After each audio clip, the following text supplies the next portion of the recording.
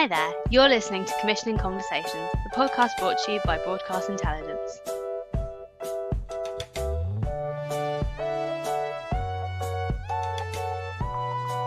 Hi, I'm Alice Redman and welcome to Commissioning Conversations. And today I am joined by the lovely Philippa Collie Cousins, who is a drama commissioning editor at UKTV. So welcome Philippa, how are you?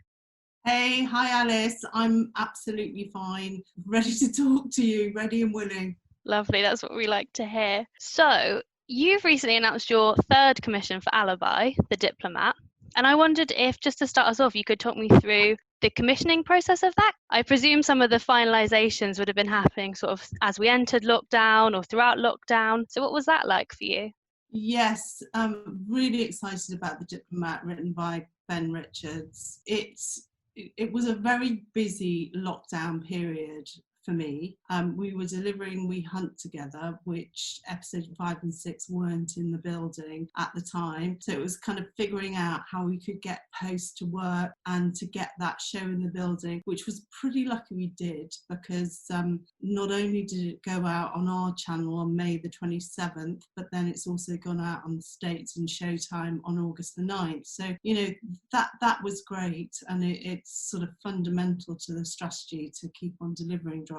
The Diplomat, we kind of like, in a way, I guess lockdown is a real benefit, because Ben Richards is a fantastic writer. He's also working with 3 female writers on the show. So it meant that they could carry on without the pressure of knowing when the shoot would be, which I think to a certain extent is quite good for writers, and it's quite good for a commissioner, because you're in this writing bubble. The show is set in Barcelona, so it's a story of the week show, and that's something that I'm really passionate about, which is revitalising story of the week. You know, shows like Sherlock and Cracker are stories of the week, shows like Spooks are stories of the week. So, but we wanted to find a way to modernise them, because they're often seen as kind of like a bit dusty. So our image for the Diplomat was The Good Wife meets Spooks. So a brilliant workplace drama. It's set in the British consul in Barcelona. So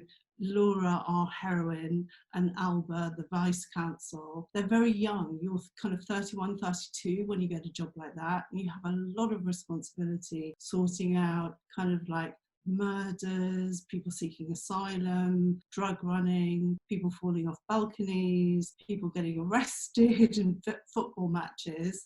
But you're within the realms of the civil service, where the press can pick up if you do anything wrong at any point, and you're really kind of under pressure. So, you know, I was really interested in looking at 2 women with feisty, interesting dialogue and personal lives within the show. So I think, you know, in a sense, thanks COVID, you've given us some breathing space to really kind of get this show to be as developed as it possibly can be before we go and shoot. But development process for us beforehand was kind of 2 scripts before we greenlit, but actually we then moved the show from really Malta to Barcelona, so we actually completely rewrote during lockdown. And I think that kind of the Diplomat writing gang had a fantastic time together, overseen by the amazing Simon Heath, who, you know, has had 2 huge shows paused. And he's such a gracious man, Simon. He just gets on with life, and he's so optimistic. You just want to be in his team. Cool. You mentioned that revitalising story of the week and the 2 female characters. So I just wondered what it was that made the original pitch kind of stand out to you when you received it.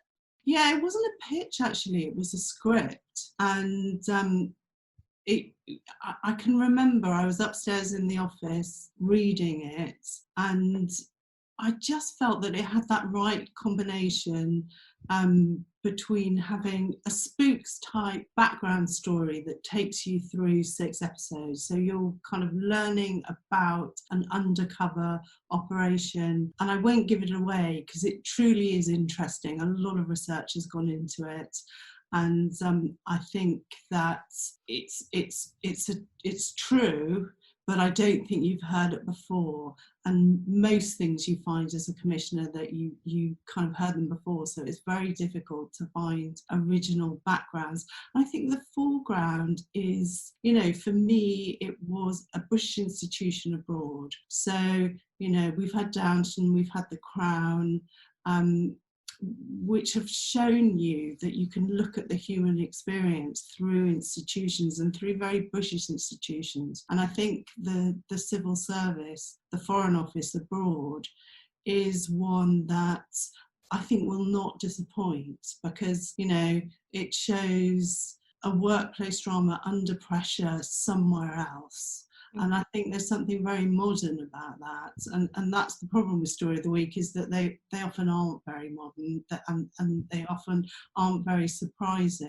But I think you have somebody like Ben Richards and 3 younger writers with him, and, you know, they're extraordinarily vibrant and, let me say, kind of like completely modern, you know, kind of like our women aren't shy, you know, they're feisty, they're out there, they've got messy personal lives, and, you know, they never stop trying to do their best for people. And so your focus at UKTV is crime drama, and so you're on to your 3rd commission now. So I wondered what's next on what you want in this area. Well, in a way, it's once you've done 3, and you see the feedback from the audience, because I think for me the audience is especially important. You know, we're not making it for ourselves in television, we're actually making it for people to enjoy. And I think entertainment is with a point to it, with a reason, it is something that I'm very, very passionate about. So, you know, I think that I know that there are sort of 2 types of shows that I'm interested in. So it's one that I would call the BBC One or ITV1 type of show, but it has to be a little bit progressive. It has to have something else to tell us. It has to be on a precinct that, you know, like Tracy's, it's a forensic precinct. It has a police precinct attached to it, but we're seeing kind of women in science work within forensics. And I think that's really strong to tell a story through a women's workplace there. With We Hunt Together, very stylish thriller drama, larger than life, not quite real. And I'm very interested in, you know, a different version of that. You know, if Ozark had come off, you know, across my desk, you know, if The Dark had come across my desk, those are the sort of things that I would like to make, because I think the writing and the visuals are very close together, and they give you clues about, you know, kind of modern life and who we are now. I mean, I don't know if you've seen The Dark, that's on Netflix, but that is, you know, it's a German series. It is totally extraordinary that was made pre-COVID, because actually I think it encapsulates all our worry about where are we hurtling towards, you know, how does this life shape up?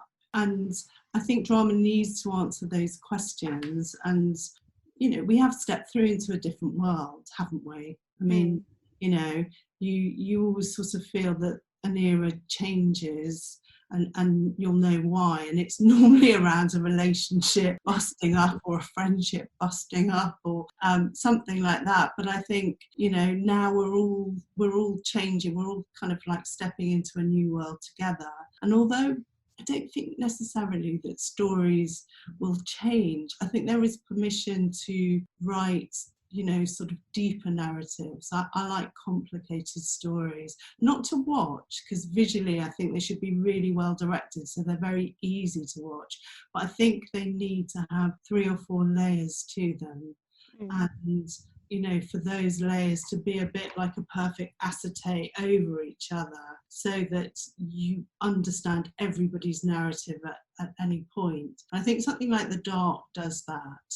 I think something like Broadchurch does that as well. I rewatched Broadchurch in lockdown and thought, you know, there's a real perfection to Broadchurch. It's deceptively simple, but actually it tells the story from several several protagonists' point of view. So it's a novel, really, a novel as television. So I'd be really interested, in that. I'd be really interested in more diverse characters. I don't think we see enough of modern life, which is very diverse on television. But obviously it has to be within a crime jacket, if you like. So, it's the thriller. I mean, you'll tell your personal story as a writer. I think writers have to be passionate about their story, but you can dress it up as a thriller, or you can dress it up as a procedural, or you can think about, Cracker and Sherlock and Wallander and Story of the Week shows like that, and genuinely be passionate about your characters. And I think I don't want anything dusty. I think drama's so conservative, and it really annoys me how conservative it is. I don't think writers by nature are conservative. I think they, tend to be overmanaged. And it was great to, read Michaela Cole and the fact that she got to write what she wanted to write. And if in 10 years' time somebody turned around and said, she absolutely helped me to write, that series I wanted to write, I'd be very, very pleased with that. I kind of see myself as a midwife in a way. Kind of like giving life to the interesting stories that I think audiences really, really want. That's super interesting. And kind of going back to what you were saying about writers being able to tell their story but wrap it up in a thriller or a procedural for you. I know we've spoken before about, I think the last time we spoke about your commissioning is use the example of Stranger Things could be seen as a crime story about a missing child, and that's kind of how you view your remit. So I take it you're still quite keen to kind of tell your story, but through a crime or thriller lens when you're pitching it to me. Yeah, exactly. I mean, I think I sort of secretly call myself queen of the mashup, because I think that drama's slightly too serious and takes itself too seriously. And I love the idea of satire and witty dialogue. I mean, when I first read We Hunt Together, I felt that Gabby Hull had totally nailed, a relationship between people that was a bit Tarantino-esque, i.e. you wanted to quote the dialogue, and I think we should have more of that. But yeah, Stranger Things is really a missing child drama, but kind of like set in a odd, world. And actually, when we found out it wasn't that odd, I think I personally find it less interesting. I think because we do want to be entertained, and we do want to, believe in kind of magic and other realms and love and beauty and supporting each other. And I think that, we're ready to go to dark places, but with people that we like.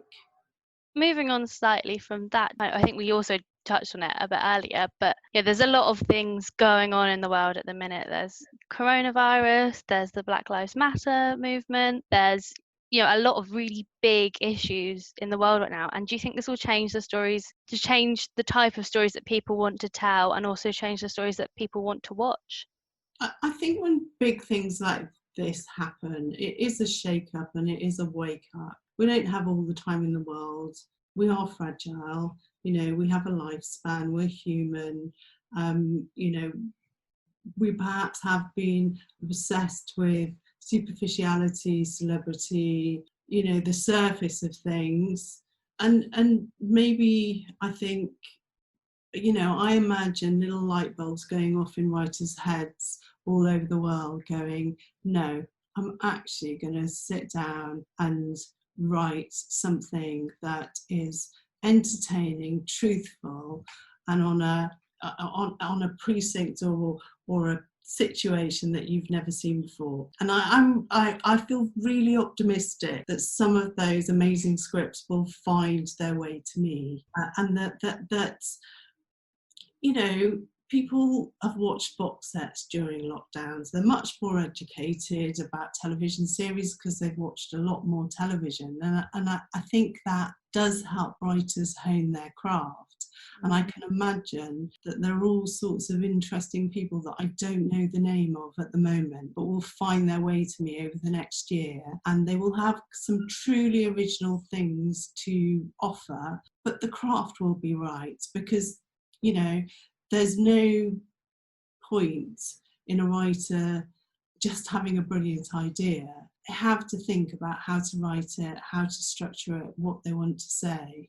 And there are so many different narrative forms out there, and we probably only use 3 of them, you know, and there are at least 103. And I just hope that this period of reflection has made people quite bold about, you know, having epiphanies about what could be the next show to entertain us, be a bit thought-provoking, and be visually different.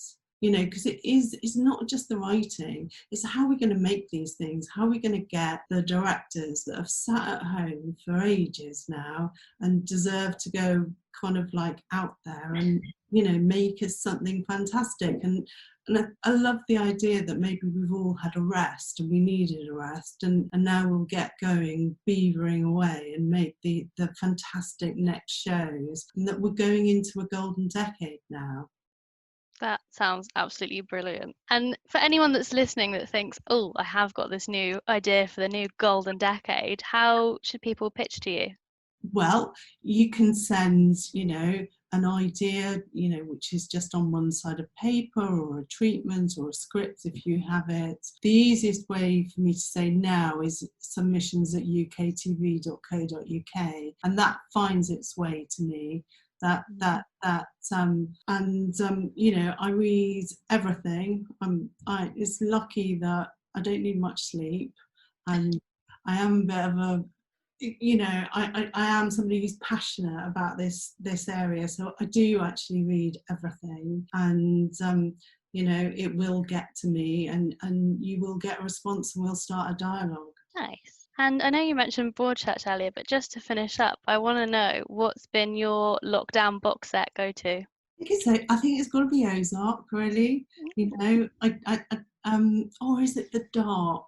It's either Ozark or The Dark. I really like both of them. And also, I kind of watched, I've been in France recently, and we took a projector and we projected Woman on Fire on a sheet, kind of like in the middle of the terrace, and that film was so beautiful. It's so mannered and so kind of slow, but it's about this beautiful equal relationship between 2 women, and it was a lovely way to watch it on a summer's night, really. And I will treasure that all through the winter when I'm locked up in my house, or maybe getting into the office, I'm not sure which. But it's nice to have those experiences, isn't it? And nice to work hard to try and create those experiences for other people. That sounds like such a beautiful way to watch, like, such a beautiful film as well. Thank you very much for being on the podcast, Philippa. It's been great chatting to you. Yeah, it's been great chatting to you too, Alice. And hopefully we're going to see each other soon and have something cold together. Yes, that sounds like a brilliant idea. Thanks for listening to Commissioning Conversations. We'll be back next week with more, so don't forget to subscribe on Spotify, Apple, Podbean or YouTube. In the meantime, the latest commissioner briefs can be found on broadcastintel.com.